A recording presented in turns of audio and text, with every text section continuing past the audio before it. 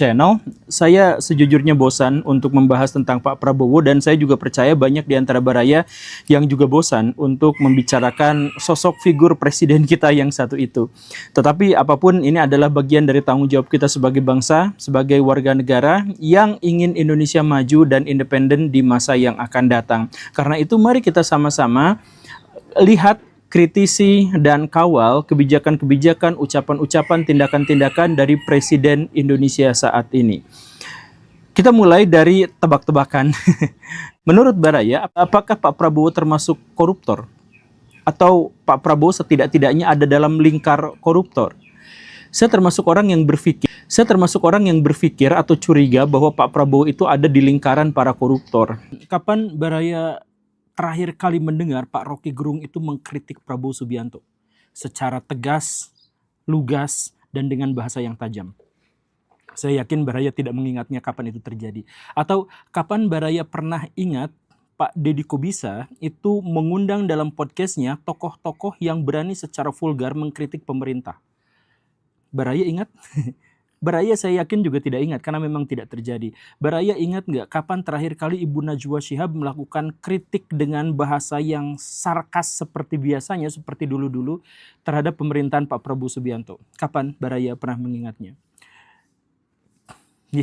Nah, apakah karena Pak Prabowo Subianto adalah pemimpin yang hebat, yang handal, yang baik hati dan dicintai sampai tidak ada yang mengkritiknya sampai sejauh ini? Bukan seperti itu. Kalau baraya melihat data yang dikeluarkan oleh Amnesty International, baraya akan melihat hal yang sebaliknya, bahwa Pak Prabowo Subianto itu adalah presiden paling represif sejak zaman reformasi. Bayangkan baraya, ada 5.538 orang sampai sejauh ini yang mendapatkan perlakuan buruk dari aparat penegak hukum dan penegak keamanan.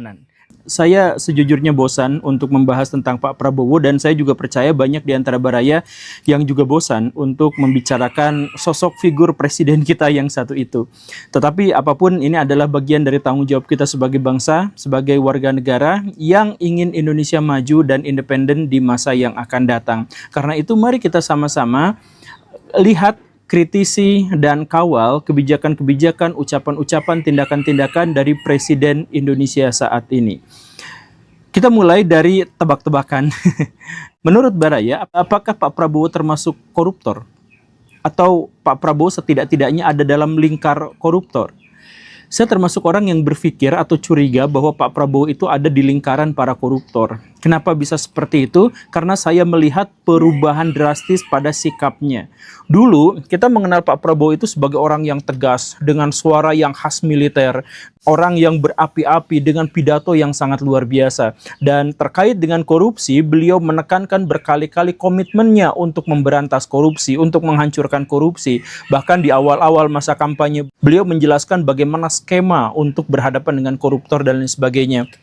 Tetapi seiring berjalannya waktu, lambat laun, seiring perubahan status dan perannya, Pak Prabowo itu menjadi semakin permisif terhadap korupsi, bahkan menjadi sangat toleran terhadap korupsi itu.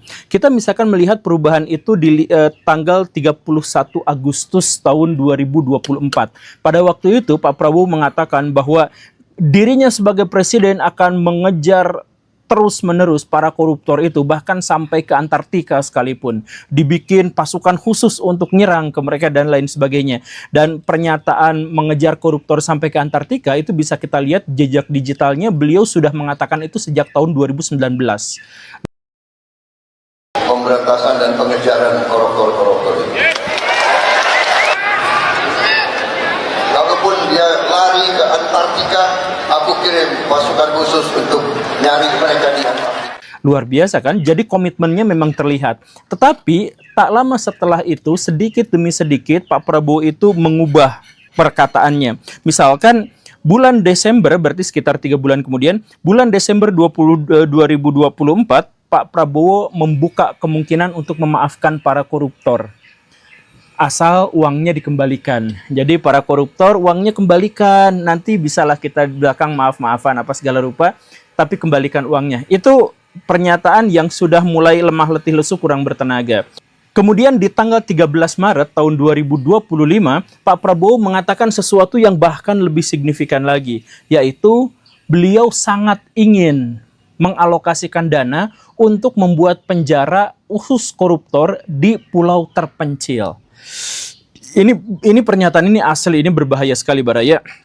Kemudian yang ketiga, 6 April tahun 2025, Pak Prabowo ditanya oleh sejumlah wartawan, apakah setuju dengan perampasan aset? Oh setuju, saya setuju sekali, tapi aset yang kita rampas itu bukan aset secara keseluruhan, tapi aset ya hasil korupsinya saja. Sebab kalau secara keseluruhan, nanti kasihan anak istrinya. Itu kan tidak adil. Menurut beliau seperti itu kan? Nah, setelah Baraya melihat kronologi dari pernyataan-pernyataan Pak Prabowo itu, Baraya tentu saja, bahkan Baraya yang IQ-nya jongkok sekalipun, itu mulai sadar bahwa Pak Prabowo kayaknya mencurigai ada di circle para koruptor. Kenapa seperti itu? Lihat pernyataan pertama, yang ingin memburu para koruptor itu ke Alaska atau ke Antartika, maaf ya. Itu di tahun 2019 dan diulang tahun 2024. Itu artinya apa? Artinya beliau sangat kuat, sangat hebat, sangat ingin untuk menghancurkan koruptor-koruptor di Indonesia. Tetapi setelah beliau masuk istana, beliau mulai menyadari bahwa ternyata korupsi itu begitu besarnya, begitu masifnya, dan membentuk jaringan yang begitu kuatnya, bahkan di dalam istana. Curiga saya sih seperti itu. Karena Pak Prabowo akhirnya mulai sadar, kalau misalkan saya harus memberantas korupsi, dengan cara apa saya memberantas korupsinya? Saya misalkan menyuruh Pak Mayor Teddy, ayo berantas orang itu. Jangan-jangan Pak Mayor Teddy sendiri adalah koruptor. Kan jangan-jangan seperti itu. Akhirnya, karena beliau masih sangat idealis untuk ingin memberantas korupsi, tetapi beliau sadar secara realitas itu tidak mungkin terjadi, dirinya sebagai presiden, maka ya sudahlah, minta pada koruptor, bukan lagi menuntut, minta, tolong please kembalikan uang rakyat itu. Saya akan memaafkan, saya akan biasakan B aja, gak akan dibilangin ke siapa-siapa. Kita bikin jalur orang dalam, pokoknya kembalikan uang korupsi itu, maka semuanya selesai, semuanya dimaafkan. Itu mulai ada pergeseran. Hai para koruptor atau yang merasa pernah mencuri dari rakyat, kalau kau kembalikan yang kau curi, ya mungkin kita maafkan. Tapi kembalikan dong. Nanti kita beri kesempatan. Cara mengembalikannya bisa diam-diam supaya nggak ketahuan. Mengembalikan loh ya. Tapi kembalikan. Kemudian pergeseran berikutnya yang lebih parah itu, beliau menjanjikan di depan Kementerian Pendidikan kalau tidak salah, akan menyiapkan untuk para koruptor khusus penjara di pulau terpencil.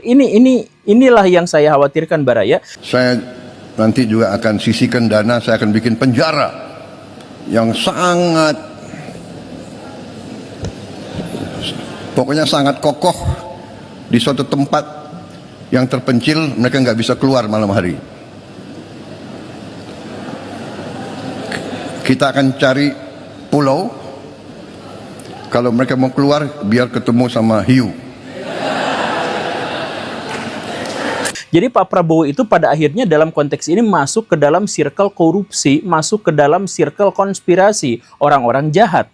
Kok bisa seperti itu? Karena gini Baraya, tahun 2000, saya sudah pernah bahas di beberapa kesempatan, tahun 2012 penjara Sukamiskin itu ditetapkan sebagai penjara untuk orang-orang koruptor. Sejak saat dia ditetapkan sebagai penjara koruptor, harga rumah dan harga tanah di sekeliling wilayah itu menjadi mahal, naik 2 kali lipat bahkan 3 kali lipat. Saya tidak punya buktinya, anggap aja ini pepesan kosong, tapi silahkan langsung datang survei ke tempat yang itu ya, anggap aja ini membualan gitu ya. Tapi harga-harga rumah di sana tiba-tiba melonjak 2-3 kali lipat, dan alasannya adalah karena penjara Sukamiskin itu setelah ditempati para koruptor, itu banyak celah-celah rahasia yang memungkinkan para penghuni-penghuninya untuk keluar masuk seenaknya. Jadi para koruptor itu gak pernah dipenjara Baraya. Para koruptor itu kalaupun dipenjara, dia mendapatkan fasilitas tempat yang sangat mewah, yang sangat bagus, lengkap dengan AC, televisi digital, dan kulkas dan sebagainya. Dan mereka juga boleh untuk keluar masuk. Begitu. Konon katanya seperti itu ya. Ini mah konon cerita orang-orang yang ada di sekitar Sukamiskin. Baraya silahkan investigasi langsung orang-orang di sekitar Sukamiskin. Tanyakan kesaksian-kesaksian mereka, apakah mereka pernah melihat dan bertemu dengan koruptor-koruptor di luar penjara. Nah, ada yang tinggalnya di rumah mewah dan lain sebagainya. Nah, mungkin Pak Prabowo menyadari ini sehingga Pak Prabowo itu berpikir, satu-satunya yang menjadi penghalang para koruptor untuk bisa menikmati fasilitas mewah itu adalah inspeksi dari Najwa Shihab. Kan kalau misalkan diinspeksi bakal ketahuan kan? Nah, maka jalannya itu adalah berikan koruptor itu sebuah tempat yang sangat jauh, nun jauh di sana, yang sangat terpencil dan dirahasiakan. Bukan agar para koruptor itu dimakan hiu kalau berusaha kabur, bukan. Tapi itu agar jauh dari pantauan masyarakat dan pantauan media. Jadi sebenarnya yang dipenjara di sana itu kosong atau orang-orang yang dikorbankan atau siapapun, tapi sebenarnya para koruptornya justru tidak dipenjara di sana. Makanya Pak Prabowo mengatakan, oh penjarakan saja di tempat terpencil. Ngapain juga Pak menghabiskan dana yang sebegitu besarnya untuk bikin penjara di pulau terpencil? Kenapa kita tidak tegakkan hukum saja gitu? Begitu kan? Ya itu logika berpikir saya, itu kecurigaan saya. Kalau misalkan Baraya ikut curiga juga ya terserah. Tapi kalau tidak ya tidak apa-apa kan, kita tidak punya bukti, tidak punya apa kan, siapa juga yang tahu apa yang terjadi di masa depan gitu. Tapi lanjut lagi, setelah Pak Prabowo mengeluarkan pernyataan itu, baru-baru ini, sekitar pekan pertama April 2025, Pak Prabowo itu mengatakan juga bahwa saya setuju dengan perampasan aset koruptor, tapi aset yang dikorupsi saja yang dikembalikan. Artinya apa? Pak Prabowo memaafkan koruptor dan tidak mau memberi hukuman kepada mereka. Coba, badanya misalkan gini ya, saya korupsi 100 miliar, ya sudah, rampas saja 100 miliar itu karena itu milik negara, ya sudah, itu bentuk hukumannya. Jadi bentuk hukumannya adalah perampasan aset, tapi hanya aset yang dikorupsi. Artinya, kalau saya korupsi 100 miliar, kembalikan saja, rampas saja yang 100 miliar, lalu saya baik-baik saja.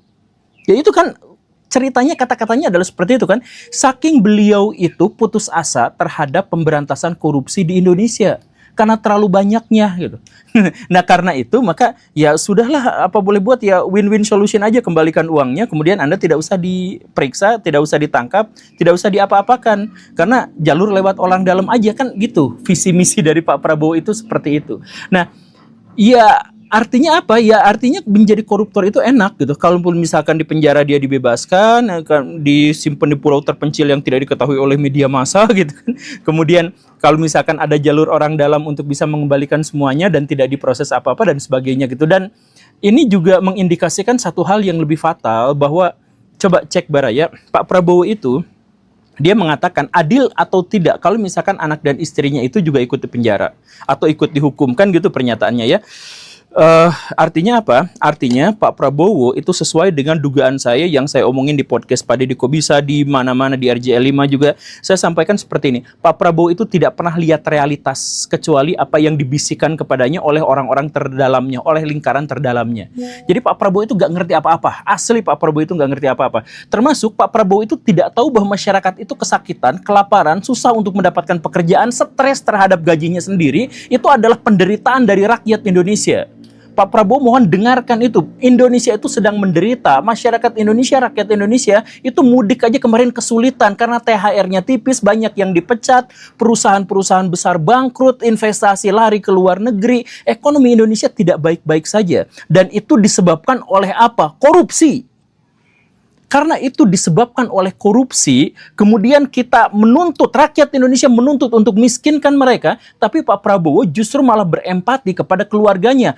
Ada ratusan juta rakyat Indonesia yang sakit hati, yang susah hidup, yang miskin dan kelaparan, lalu Pak Prabowo tidak berempati kepada mereka, tidak bersimpati pada mereka, tidak melihat mereka, tidak melihat penderitaan mereka. Sedangkan koruptor itu, kasihan kan tidak adil kalau anak istrinya juga dirampas. Artinya Pak Prabowo melihat dengan mata kepala sendiri koruptor itu dan keluarganya. Makanya Pak Prabowo bersimpati. Tetapi kepada rakyat Indonesia, Pak Prabowo sama sekali tidak melihatnya. Dan bukti bahwa Pak Prabowo tidak melihat rakyat Indonesia itu terpampang nyata di mana-mana. Pak Prabowo itu selalu memiliki pikiran yang berbeda dengan apa yang menjadi realitas. Kan saya dulu di podcastnya Pak Deddy saya juga jelaskan. Ketika Pak Prabowo itu kalah dalam pemilu, beliau itu sujud syukur merayakan kemenangan. Ketika kalah untuk kedua kalinya, beliau sujud syukur untuk kedua kalinya merayakan kemenangan. Karena apa? Karena Pak Prabowo itu hanya mendapatkan bisikan dari orang-orang dalamnya saja. Dia nggak lihat realitas, dia nggak lihat KPU, dia nggak lihat quick count, dia nggak lihat mana-mana. Dia hanya lihat perhitungan dari dalam, dari ring terdalamnya saja. Itu kan? Nah, karena itu kemiskinan Indonesia dia nggak percaya. Kemiskinan Indonesia dia katakan dibantah itu sambil mengatakan bahwa Indonesia adalah negara dengan kekuatan ekonomi terbesar keempat di dunia. Yang mungkin ring-ring terdalam Pak Prabowo itulah yang koruptor-koruptor itu gitu. Nah, karena Pak Prabowo tidak melihat realitas di lapangan, maka dia nggak lihat kemiskinan, dia nggak lihat apapun, dia nggak lihat penderitaan, dia hanya melihat orang-orang di sekelilingnya kasihan kalau di penjara, orang-orang di sekelilingnya itu kasihan kalau asetnya dirampas. Bahkan dia tidak tahu bahwa sebagian besar pejabat yang korupsi, anaknya itu terlibat ikut korupsi. Atau anaknya jadi bandel, jadi arogan, jadi keterlaluan. Baraya ingat kan ada anak pejabat yang nyiksa orang sampai koma? Karena apa? Karena dia anak pejabat. Dia pamer harta kekayaan uang korupsi ayahnya gitu kan. Nah, anak-anak pejabat itu banyak yang kayak gitu Baraya. Anak pejabat dari koruptor itu mentalnya udah rusak, itu makan uang haram tiap hari, jadi hidupnya nggak berkah gitu. Nah, itu realitasnya, itu kehidupannya kan seperti itu. Dan Pak Prabowo itu bersimpati kepada itu. Ratusan juta korban korupsi di Indonesia, Pak Prabowo tidak melihatnya. Jadi saya minta, apakah Pak Prabowo melihat podcast saya, video saya yang ini, please. Saya udah cari-cari jalan supaya apa yang dikatakan masyarakat itu didengar sama Pak Prabowo, tapi saya nggak tahu sampai atau enggak gitu. Bahkan saya bertemu dengan seorang buzzer, saya tidak sebutkan namanya.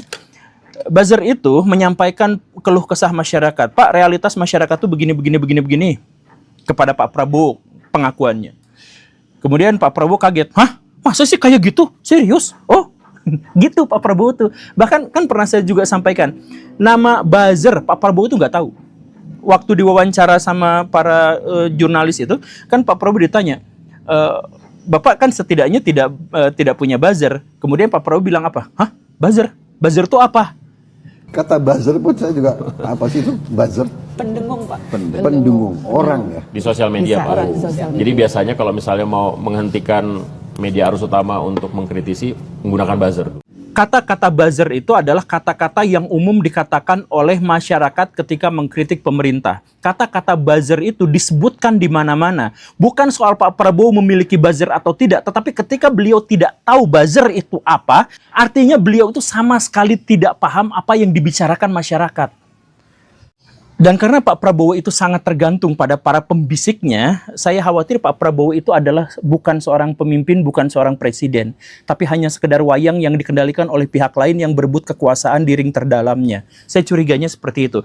Kenapa? Mari kita lihat beberapa argumentasi saya. Jadi begini Baraya, ketika Pak Prabowo dikalahkan untuk kedua kalinya oleh Pak Jokowi sebagai kontestan jadi calon presiden, maka apa yang beliau lakukan? Beliau langsung jadi Menhan. Beliau langsung memutuskan tidak jadi oposisi, tidak mau melawan, tidak mau mengkritisi, tetapi menjadi bagian dari circle kekuasaan. Nah, ini menunjukkan apa? Pak Prabowo yang idealis, Pak Prabowo yang sudah sangat kuat dan sebagainya, itu pada akhirnya menyerah dengan keadaan, menyerah dengan realitas bahwa dirinya tidak layak untuk menjadi pemimpin kecuali harus nebeng nama pemimpin sebelumnya, yaitu Jokowi. Beliau yang marah-marah, beliau yang tidak suka, beliau yang gemar mengkritik Pak Jokowi, sejak saat itu menjadi sangat santun, menjadi sangat baik. Bahkan ketika bersalaman dengan Pak Jokowi itu nunduk badannya. Padahal beliau adalah seorang militer yang bahkan ketemu sama orang-orang lain tuh berani ngegampar orang lain. Tapi sama Pak Jokowi sejak saat itu saja beliau salam dengan tunduk. Itu yang pertama. Kemudian yang kedua, beliau akhirnya menjadi presiden. Tetapi untuk menjadi presiden pun beliau sedemikian lemah sampai harus membutuhkan orang dalam. Labrak konstitusi, naikkan Gibran, kemudian mendapatkan kekuasaan dari dukungan Pak Presiden sebelumnya dan para pendukung dari Presiden sebelumnya. Itu menunjukkan apa? Betapa lemahnya kekuasaan Pak Prabowo sampai dia menjadi presiden dengan cara ngelabrak konstitusi. Kemudian yang ketiga, Pak Prabowo itu sampai menjual jiwanya. Menjual jiwanya, jiwa kemiliteran yang kuat, yang tegas, yang perkasa, yang hebat, yang tidak kompromi terhadap kejahatan, lalu berubah menjadi dia yang gemoy dan suka bergoyang. Demi apa? Demi mendapatkan simpati dari pemilih-pemilih pemula, simpati dari Gen Z. Dan Pak Prabowo itu menang suara signifikannya di TikTok, di Twitter, di YouTube itu paling kecil, gitu kan? Kemudian yang ketiga, setelah Pak Prabowo berkuasa, beliau langsung mencoba menarik sebanyak mungkin lawan-lawan politiknya menjadi koalisinya. Kan begitu. Jadi koalisinya tuh gemuk sekali. Bahkan PKS dan sekarang PDIP udah mulai mesra sama beliau ini. Artinya apa?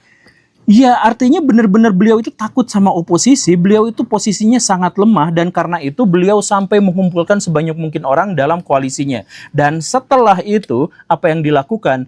Kementerian ditambah jadi banyak. Menteri Pendidikan aja jadi 3. Kementerian Pendidikan itu jadi 3. Ya, semuanya ditambah menjadi lebih banyak. Karena apa? Bagi-bagi kekuasaan untuk para pendukungnya. Nah, ini menjelaskan apa? Ini menjelaskan Pak Prabowo sangat lemah.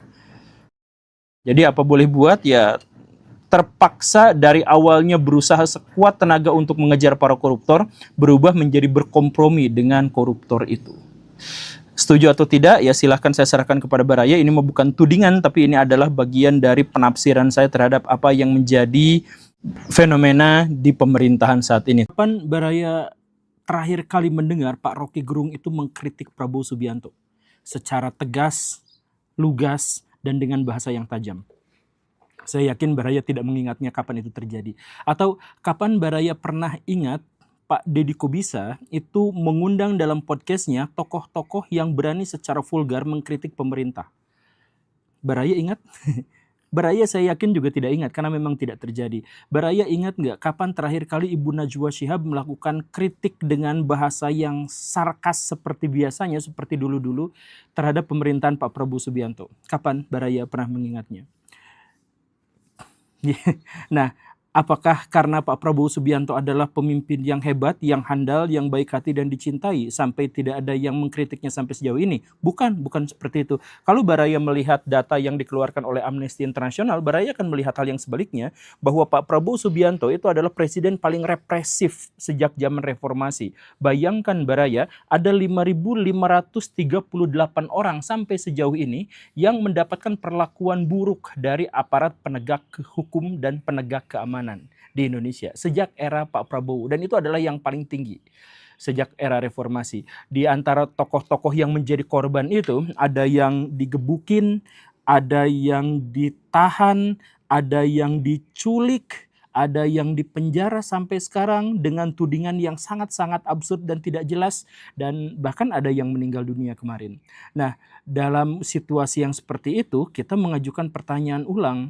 Apakah Pak Prabowo sedang menjalankan politik diktator? Tapi kok nggak kerasa, kok nggak kelihatan? Nah, di sini saya ingin jelaskan kepada Baraya ya, bahwa satu, Pak Prabowo itu belum tentu jahat. Tetapi pasti Pak Prabowo Subianto adalah Presiden Indonesia yang paling berbahaya di era reformasi. Kok bisa seperti itu? Simak narasinya, yuk kita mulai.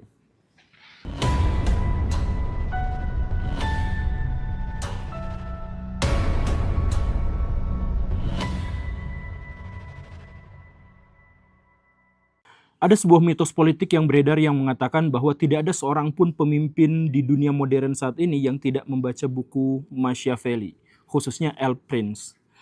Saya tidak percaya sebenarnya dengan mitos itu, ya pasti ada aja yang tidak baca buku itu. Tetapi saya termasuk orang yang sangat percaya bahwa Pak Prabowo Subianto adalah orang yang membaca buku-buku itu dan terinspirasi darinya.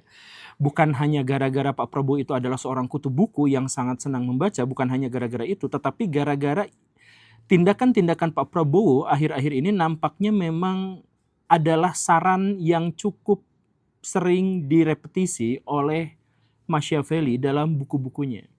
Apakah buku itu sebenarnya berbahaya? Ya tidak juga. Saya hanya menjelaskan bahwa buku itu adalah buku filsafat politik yang paling amoral.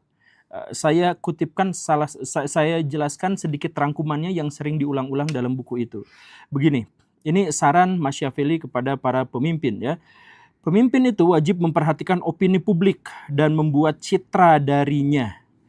Adalah wajar pemimpin bermoral di depan publik tetapi oportunis di belakang layar. Tujuan dari kekuasaan adalah menghimpun kehendak pada dirinya, dan pemimpin yang terlalu murah hati akan melemahkan pemerintahannya dan atau negaranya. Karena itu, pemimpin harus bertindak sesuai realitas, bukan idealisme moral. Dan untuk mempertahankan kekuasaan, ia harus dicintai dan ditakuti secara bersamaan oleh rakyat, kalau mungkin. Tetapi kalau tidak, maka jadilah pemimpin yang ditakuti. Karena kekuatan rasa takut itu jauh lebih besar daripada kekuatan cinta. Itu bukan kutipan asli, tetapi itu adalah rangkuman dari buku Machiavelli. Baraya bisa cek langsung bukunya, terjemahan di Indonesia juga sudah cukup banyak gitu ya. Nah, ketika Baraya menyimak apa yang saya tuturkan terkait dengan ide Machiavelli itu, maka Baraya seharusnya langsung teringat bahwa inilah sejauh ini yang dilakukan oleh Pak Prabowo Subianto, bahwa beliau itu sangat peka untuk melihat opini publik dan kemudian menjadikan dirinya itu sebagai citra atau figur ideal yang diinginkan oleh rakyat. Dan beliau menjadi sangat bermoral di depan rakyat, tetapi di belakangnya menjadi sangat-sangat oportunis. Kalau Baraya tidak sadar dengan hal itu, yuk kita lihat ada 5 cara yang dilakukan oleh Pak Prabowo Subianto, dan saya yakin Baraya melihatnya juga. Ya, nomor 1, Pak Prabowo itu terbiasa untuk melakukan strategi good cop, bad cop. Jadi polisi jahat dan polisi baik gitu. Jadi maksudnya begini Baraya, ini sebenarnya adalah istilah di dunia kriminal, tapi saya jelaskan begini. Ada suatu orang maling, begal, ditangkap sama polisi. Kemudian polisi itu menginterogasi begal. Teman-temanmu siapa aja? Kalau si maling itu tidak ngaku, maka polisi itu akan menjadi polisi jahat. Dia gebrak meja, dia mengintimidasi secara fisik dan mental, dia melakukan tindakan kekerasan, dia ngegebukin, dia nyetrum, dia bawa pisau dan lain sebagainya. Bagaimanapun untuk menyakiti. Nah, tapi kalau si kriminal itu tidak mau mengakui perbuatannya atau tidak mengakui bahwa ada teman-temannya yang terlibat, maka si polisi itu akan mundur dan kemudian datanglah polisi yang baik. Jadi sebenarnya mereka tuh komplotan, yang satu itu tujuannya menghajar, yang satu lagi itu adalah tujuannya jadi orang baiknya. Nah, polisi baik itu ngomong, kamu digebukin barusan ya, di smackdown sama dia ya. Aduh, ya maaf ya, ada oknum di mana-mana juga ada. Sebenarnya prosedur polisi mah nggak kayak gitu, SOP polisi mah nggak seperti itu. Kami tuh tidak didorong untuk seperti itu. Cuman dia mah ya mungkin nyogok gitu ya, masuknya ke polisi. Ginilah, kamu ceritakan aja sama saya apa adanya. Kamu mau jujur, mau bohong juga nggak apa-apa. Tapi saya janji akan melindungi kamu. Saya janji akan memberikan kepada kamu itu akses untuk mendapatkan pembelaan, untuk mendapatkan pengacara dan lain-lain. Tapi kamu ngaku aja dulu lah soal ini itunya. Nanti biar saya sama saya dibantu dan please kamu nggak usah bilang-bilang sama dia. Nah, itu strateginya. Jadi ada polisi baik, ada polisi jahat, tapi baik dan jahatnya itu sebenarnya sama-sama gimmick gitu. Atau kalau Baraya ingat waktu angkatan saya gitu ya, atau sebelum angkatan saya di ospek itu ada seniornya yang jadi senior jahatnya dan ada senior baiknya. Ya kayak gitu. Nah, itu sebenarnya udah diplot Baraya. Nah, Pak Prabowo Subianto itu pakar dalam mewujudkan permainan ini gitu. Makanya dulu ceritanya ya, dulu ada seorang yang punya informasi A1, tapi dia mungkin membelot dan akhirnya apa? Ditangkap, dikriminalisasi. Namanya Hasto. Setelah dikriminalisasi, divonis sama penjara hukuman sekian tahun. Tapi kemudian datang Pak Prabowo Subianto sebagai orang yang baik. Saya bebaskan kamu. Nah, pembebasan ini dampaknya apa? Dampaknya tuh luar biasa besar Baraya. Jadi yang satu, citra Pak Prabowo naik berlipat ganda. Kemudian potensi oposisi dari PDIP dan Megawati itu langsung drop. Dan Megawati langsung bilang yuk kita temenan aja gitu. PDIP langsung temenan aja walaupun kita nggak berkoalisi tapi kita temenan aja. Ini satu-satunya partai yang di luar koalisi itu sekarang sudah dijinakkan gitu. Kemudian yang ketiga yang lebih nyamannya lagi adalah bahwa Pak Prabowo dalam hal ini tuh sebenarnya memberikan ancaman kepada orang-orang yang lain. Jangan macam-macam karena kamu masuk penjara atau tidak itu bukan soal kriminal, tapi soal saya yang memutuskan apakah kamu masuk penjara atau tidak. Gitu. Jadi ini sebenarnya adalah pesan tersirat kepada semua pejabat-pejabat publik. Gitu. Nah, ini dalam hal ini sekali lagi saya tidak mengatakan Pak Prabowo itu jahat, saya mengatakan beliau itu berbahaya. Karena dengan kemampuan beliau dalam permainan good cop dan bad cop ini bisa diperlakukan untuk para koruptor, para mafia, tapi juga bisa diperlakukan untuk lawan-lawan politiknya. Nah itu terserah, itu urusan nanti gitu. Yang jelas Pak Prabowo itu pakar dalam hal ini gitu. Jago banget. Dan kejadian ini kan bukan hanya sekali, tapi berulang. Baraya ingat kan, setelah kasus itu muncul kasus Tom Lembong. Dia adalah seorang yang oleh publik dianggap sebagai orang yang baik. Tapi kemudian dia diadili gara-gara kebijakan-kebijakan yang ya sebenarnya juga cukup aneh, cukup janggal. Dan akhirnya divonis. Setelah melihat publik gusar dengan kriminalisasi ini, lalu Pak Prabowo datang bebaskan Tom Lembong. Nah, begitu kan? Akhirnya Pak Tom Lembong juga tidak bersuara lagi sampai sekarang. Udah aja senyap karena ya diperlakukan dengan sangat baik. Begitu kan? Santuy. Nah, berarti geng Anies, kan geng Pak Anies itu yang paling kuat diantaranya itu adalah Pak Tom Lembong gitu ya. Karena gengnya Pak Anies itu lemah-lemah semua gitu. Bukan seorang yang hebat dalam kekuatan politik gitu. Jadi lemah-lemah semua gitu kan. Nah, salah satu yang kuatnya kan Pak Tom Lembong. Pak Tom Lembongnya sekarang udah senyap. Nah, tapi di depan publik juga Pak Tom Lembong dibebaskan oleh Pak Prabowo Subianto. Atau kejadian yang kemarin Ibu Ira gitu ya. Tukang BUMN ditangkap, dituding korupsi atau merugikan negara, kemudian di penjara, divonis sekian, lalu Pak Prabowo datang, bebaskan. Begitu. Jadi ini semacam permainan yang sangat jenius yang dilakukan oleh Pak Prabowo, dan inilah yang akhirnya membuat kita tidak bisa atau sulit sekali menemukan orang yang berani mengkritiknya. Karena pesannya jelas, masuk penjara atau tidak itu adalah urusan saya, dan saya akan memberikan kebaikan kepada orang-orang sekitar. Jadi ketika kita kritik Pak Prabowo sekalipun, kita tuh bisa aja dihujat sama netizen gitu. Gara-gara netizennya udah terhipnotis oleh kebaikan Pak Prabowo yang sangat luar biasa. Itu yang pertama. Kemudian yang kedua, ajak orang-orang untuk berkoalisi. Nah ini uniknya Pak Prabowo. Siapapun yang menjadi musuh politiknya, yang menjadi lawan politiknya, itu justru ditawarin untuk gabung dalam koalisi. Ini strategi Sun Tzu banget gitu. Dan ini juga sebenarnya ini mengingkari gagasan Machiavelli, karena Machiavelli itu berpikir bahwa seharusnya pemimpin itu hanya dikelilingi oleh orang-orang dekat dan bijak saja. Jadi kalau ada musuh, ada lawan dan lain sebagainya itu tolong disingkirkan. Tapi Machiavelli juga sebenarnya mengatakan bahwa hubungan yang paling baik antara pemimpin dengan bawahan-bawahannya itu adalah hubungan kepentingan.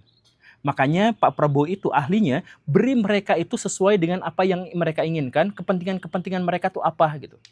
Ada yang minta jatah ini, ada yang minta jatah itu, ada yang minta MBG dan sebagainya, ya dikasih semuanya. Akhirnya koalisi Pak Prabowo itu besar sekali. Nah begitu. Nah semuanya tuh jadi teman Pak Prabowo.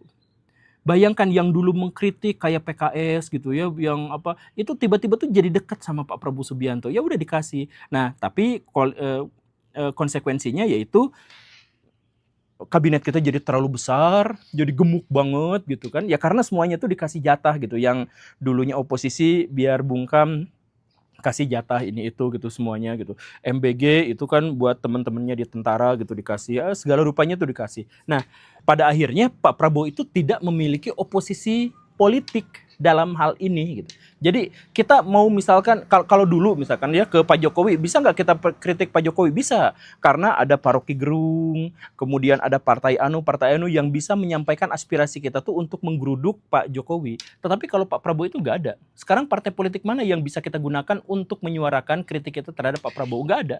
Karena semuanya udah langsung direkrut. Nah, tapi ya itu tadi masalah utamanya itu adalah seperti yang dikatakan Machiavelli, mereka itu kan nanti bisa aja tidak setia gitu. Nah, makanya sama Pak Prabowo ini pinternya itu adalah mereka dibiarkan berkelahi, mereka dibiarkan bentur-benturan untuk mendapatkan kepentingannya, untuk mendapatkan keinginannya, mereka sengaja dibentur-benturkan. Nah, setelah dibentur-benturkan akhirnya apa? Akhirnya terciptalah musuh alamiah buat publik. Nah inilah yang kemudian digunakan oleh Pak Prabowo Subianto untuk menjadi bumper. Nah ini jenius banget Pak Prabowo tuh. Jadi misalkan gini lah, Baraya kenal Bahlil, Pak Bahlil itu dihujat habis-habisan, dicaci maki habis-habisan, karena kebijakan-kebijakan yang sebenarnya di-ACC oleh Pak Prabowo Subianto. Kan Pak Bahlil itu dihujat misalkan karena bikin tambang di Papua gitu ya, kemudian merusak lingkungan, kemudian investasi soal Pertamina dan sebagainya. Nah, apapun kebijakan dari Pak Bahlil itu kan sesungguhnya adalah perwujudan dari keinginan Pak Prabowo Subianto sebagai presiden. Tapi kritik kita itu hanya mentok pada Pak Bahlil, kita nggak punya akses untuk mengkritik orang yang di belakangnya. Gitu kan? Nah, itu jagonya itu. Jadi koalisinya diperbesar, setelah itu mereka biarkan berantem. Nah setelah berantem itu kan nanti akan ada musuh publik, musuh musuh bersama gitu. Nah gitu. Atau yang kemarin kejadian bencana di Sumatera. Siapa yang jadi public enemy-nya? Zulhas. Padahal deforestasi besar-besaran itu antara 3 sampai 5 kali lipat yang terjadi di Sumatera itu dimulainya sejak era Pak Prabowo Subianto.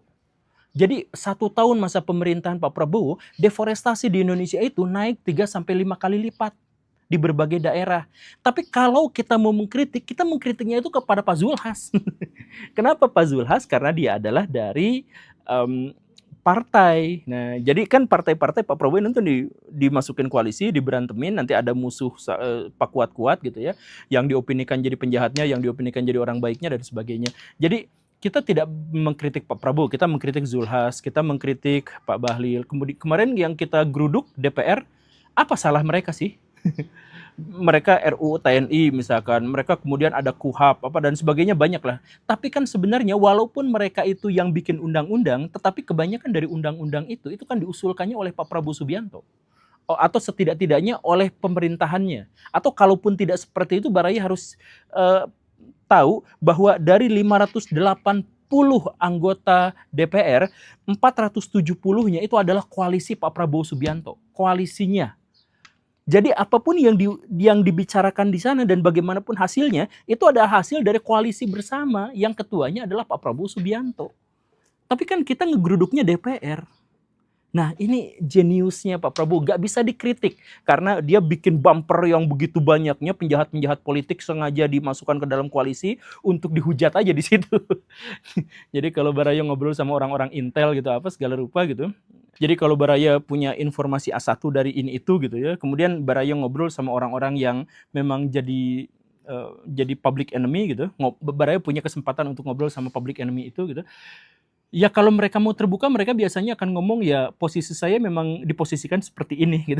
Emang dijadikan sebagai samsak untuk dikorbankan, ditumbalkan untuk bisa mengawal kebijakan-kebijakan di belakangnya yang bahkan jauh lebih besar gitu. Tapi kan masyarakat sudah kadung membenci orang ini gitu. Jadi kayak Pak Zulhas, kayak Pak Bahlil sekarang bahkan ketika mengeluarkan kebijakan-kebijakan yang baik pun akan dianggap buruk. Sedangkan orang yang meng-ACC kebijakan-kebijakan itu, tindakan yang buruk pun tetap akan dianggap baik oleh masyarakat. Nah, pinter banget ya. Makanya baca buku El Prince karya Machiavelli. Pemimpin itu harus baik di ruang publik walaupun di belakang dia bisa berlaku oportunis. Dan setiap kebijakan pemimpin itu harus didasarkan pada realitas, bukan ideal moralitas. Ya, itu yang kedua. Kemudian yang ketiga, jinakan para leader opinion. Jadi para pemimpin opini, para pemimpin narasi itu harus dijinakan. Dijinakannya dengan apa? Ya diajak ngobrol, diajak ketemu, diajak diskusi, ditawarin dengan apa yang mereka mau. Inilah yang saya bilang Pak Rocky Gerung misalkan. Pak Rocky Gerung itu kan katanya janjinya itu tidak akan mengkritik pribadi presiden, tapi mengkritik presidennya. Tapi kan terhadap Pak Prabowo tidak pernah dilakukan. Justru mengkritik Jokowi lagi gitu kan, Gibran lagi gitu. Nah kita nggak tahu apa yang sebenarnya ditawarkan oleh Pak Prabowo Subianto di belakang layar terhadap Pak Rocky Gerung. Kita nggak tahu itu. Atau misalkan ya kita lihat ya teman saya Pak Deddy Kobisa. Ya maaf ya Pak Deddy. Jadi ceritanya begini Baraya, Pak Deddy itu adalah seorang yang idealis, seorang yang nasionalis, seorang yang sangat mencintai bangsa dan negara ini. Saya bisa yakinkan itu kepada Baraya. Jadi walaupun mukanya kadang-kadang ngeselin, tapi beliau itu nasionalismenya kuat sekali. Nah, beliau itu punya podcast dan dari podcast itu tamu-tamunya kan luar biasa. Dan dari situlah Pak Deddy Kobisa itu mendapatkan informasi-informasi A1. Yang sebagian diantaranya cukup berbahaya untuk disampaikan di ruang publik. Nah, jadi dalam konteks itu, Pak Deddy itu sebenarnya adalah orang yang sangat berbahaya terhadap pemerintahan. Karena dia punya informasi. Karena apa? Ya karena dia kan ngobrol, ketemuan sama tokoh-tokoh politik ini, tokoh-tokoh aktivis ini dan sebagainya. Dia tuh tahu banyak, di belakang layar tuh dia tahu banyak. Nah, karena itu, satu, Pak Deddy itu sangat berbahaya karena punya podcast yang besar. Dua, Pak Deddy itu adalah orang yang sangat nasionalis. Maka mungkin saja datang utusannya kepada Pak Deddy, Pak mau nggak jadi letnan? Letnan mau nggak? Wah mau banget karena Pak Deddy kan sangat idealis. Dia tuh menunggu-nunggu bagaimana caranya dia bisa berkontribusi terhadap bangsa dan negara ini secara legal gitu kan. Dia tuh pengen seperti itu gitu. Sama seperti para patriotis yang lain. Nah ya udah yuk mau nggak jadi letkol? Setelah jadi letkol apa? Setelah jadi letkol diperlakukan dengan sangat baik. Kemudian ditunjukkan bagaimana cara kerja pemerintah, ditunjukkan bagaimana pembelaan pemerintah terhadap rakyat dan lain sebagainya. Ya akhirnya sejak saat itu kita tidak ingat lagi Pak Deddy Kobisa ngundang orang yang menjadi oposisi. Ya atau yang mengundang oposisi secara signifikan gitu. Jadi podcastnya sekarang juga jarang menjadi viral gitu, jarang menjadi ya karena ya B aja ketika ada masalah, ketika ada hiruk pikuk, Pak Didi justru cenderung untuk membela pemerintah gitu. Ya sebenarnya membela pemerintah itu nggak dosa, Baraya. Sekali lagi ya, membela pemerintah itu nggak dosa. Tapi kalau pemerintahan dibela terus-terusan bahkan ketika melakukan kesalahan oleh seorang yang dulunya biasa mengundang para oposisi untuk bergabung dalam meja podcastnya, maka ya kita sekarang mengerti kenapa itu bisa terjadi gitu. Demikian pun dengan yang lain. Jadi Pak Prabowo itu pakar dalam hal ini gitu. Jadi otoritarian atau kediktatoran tidak harus mewujud dalam bentuk kekerasan, kekejaman, enggak. Tapi bisa dengan cara yang seperti ini. Baraya saya kasih informasi ya, yang mungkin Baraya tidak akan dapat dari manapun gitu. Mungkin gitu ya. Bahwa kalau ada leader opinion di Indonesia yang pengaruhnya kuat terhadap masyarakat, itu tuh pasti ditawarin jabatan. Pasti.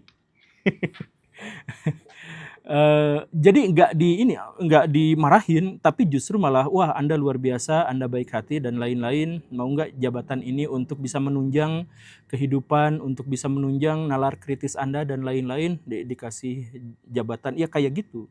Ada yang dikasih komisaris, ada yang dikasih jabatan wakil menteri, ada yang dikasih macam-macam lah. Sebenarnya ada yang dikasih. Saya nggak akan bilang siapa aja di antara mereka gitu ya, tapi yang jelas orang-orang yang Baraya idolakan sekarang mungkin, atau orang-orang yang Baraya anggap dia itu adalah penyambung aspirasi rakyat dan sebagainya, itu ada di antara mereka tuh yang ditawarin, ada di antara mereka yang menerima dan ada di antara mereka yang menolak. Tapi kalau menolak ya resikonya juga agak besar gitu. Jadi kalau ya udahlah nggak usah banyak cerita soal itu ya. Tapi itu yang ketiga. Kemudian yang keempat, yang keempat juga ternyata adalah rahasia. Keempat dan kelima itu rahasia. Bukan gara-gara saya diintimidasi atau apa, bukan gara-gara apa, enggak, biasa aja. Cuman sederhananya begini, seperti yang saya katakan di awal dan saya katakan berulang-ulang bahwa Pak Prabowo itu belum tentu jadi orang jahat. Tetapi dia sangat berbahaya karena kemampuan yang luar biasa dalam mengelola konflik. Dan beliau itu dikelilingi oleh orang-orang yang sangat loyal, sangat setia, dan memiliki pengaruh yang sangat luar biasa. Dan orang-orang yang mengelilingi Pak Prabowo sekarang itu adalah orang yang jauh lebih berkompeten, jauh lebih hebat dalam menganalisis dunia dan negara, termasuk menganalisis musuh-musuhnya dibandingkan dengan era Pak Jokowi. Jadi kita masuk ke zaman kediktatoran yang tidak terlihat begitu.